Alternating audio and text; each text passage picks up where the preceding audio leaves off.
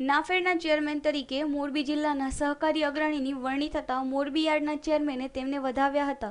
મોરબી જિલ્લાના સહકારી ક્ષેત્રના અગ્રણી વાજીભાઈ બોડો, જે છેલ્લા 2 ટર્મથી નાફેડ સંસ્થામાં વાઇસ ચેરમેન તરીકે સરાહનીય કામગીરી બજાવી રહ્યા છે, તેમની આ કાર્યશીલતાને જોતા તેઓને બિનહરીફ નાફેડના ચેરમેન તરીકે વરણી કરવામાં આવી છે। આ પ્રસંગે મોરબી માર્કેટિંગ યાર્ડના ચેરમેન મગનભાઈ વડાવિયા સહિતના અગ્રણીઓએ તેમનું સન્માન કર્યું હતું અને મોઢે મીઠું કરાવ્યું હતું। અત્રે ઉલ્લેખનીય છે કે નાફેડના પદ પર પ્રથમવાર કોઈ ગુજરાતી વ્યક્તિની વરણી થતાં ગુજરાત માટે પણ આ એક ગર્વ લેવા જેવી બાબત છે।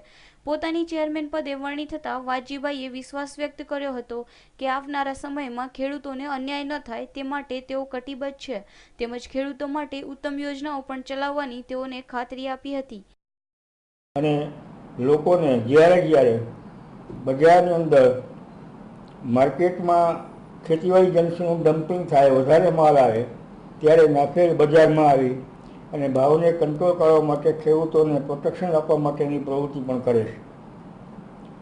એટલે નાફેડ એ ઉત્પાદકને માટે પ્રોટેક્શન આપનારી સંસ્થા છે।